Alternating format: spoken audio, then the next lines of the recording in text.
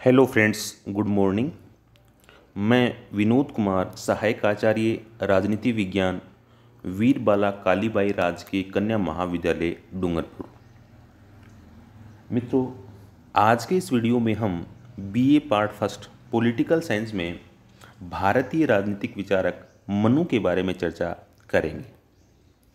दोस्तों, आज का जो ये वीडियो है, इस वीडियो में हम मनु के परिचय, मनुस्मृति के रचना काल और मनुस्मृति की विशेष सामग्री के बारे में चर्चा करेंगे। दोस्तों, जैसा कि हम सब जानते हैं कि मनु कौन हैं, मनु क्या थे, इस विषय में विभिन्न विचारकों की अलग अलग राय है। मनु के जीवन काल को लेकर अनेक मतभेद पाए जाते हैं। मित्रों, पौराणिक आख्यानों के अनुसार मनु को मानव जाति का जनक तथा प्रथम विधिवेता माना जाता है। दोस्तों, पौराणिक कथाओं के अनुसार जब संपूर्ण सृष्टि जलमग्न हो गई थी तो केवल मनु और उनकी पत्नी शत्रुपा ही बचे थे और उनसे ही आगे सृष्टि का विकास हुआ था। दोस्तों, कई विद्वान ये मानते हैं कि मनु जो है वो एक पदवी या उपाधि है।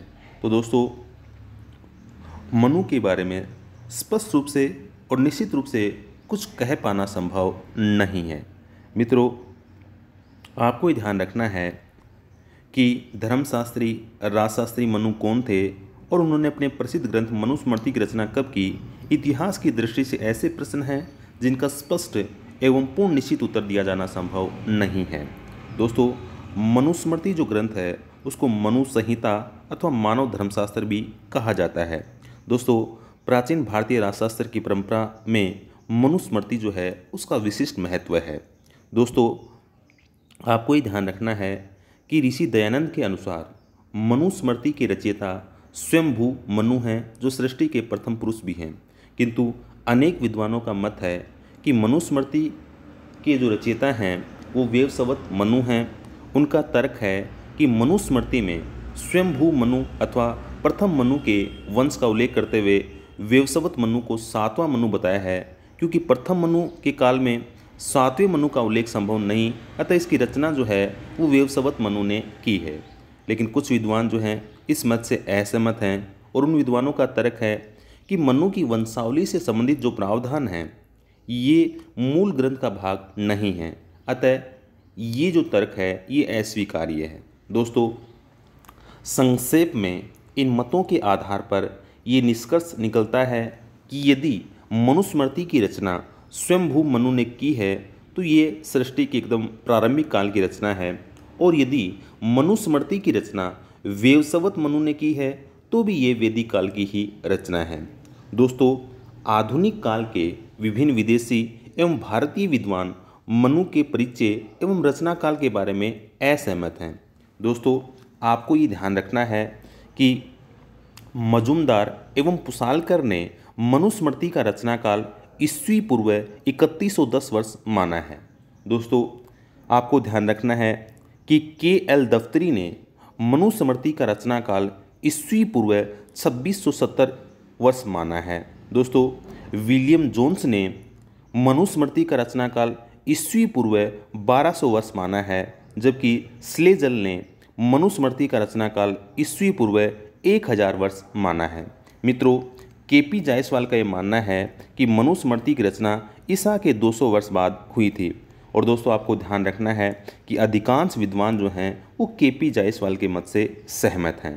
तो दोस्तों, आपको ये ध्यान रखना है कि मनुस्मृति के रचना काल के बारे में भी विद्वानों की अलग अलग राय है, लेकिन अधिकांश विद्वान जो हैं वो के.पी. जायसवाल के मत से सहमत हैं, और के.पी. जायसवाल ने मनुस्मृति की रचना जो है वो ईसा के 200 वर्ष बाद मानी है।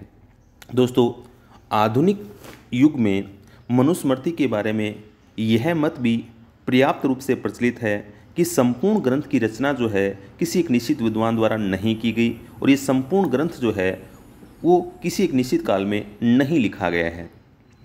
दोस्तों, अब हम चर्चा करते हैं मनुस्मृति की विषय सामग्री के बारे में। दोस्तों, अपनी विषय वस्तु की प्रकृति से मनुस्मृति धर्मशास्त्रीय परंपरा का ग्रंथ है। इसकी विषय वस्तु एवं चिंतन धर्म एवं नीति से प्रभावित है।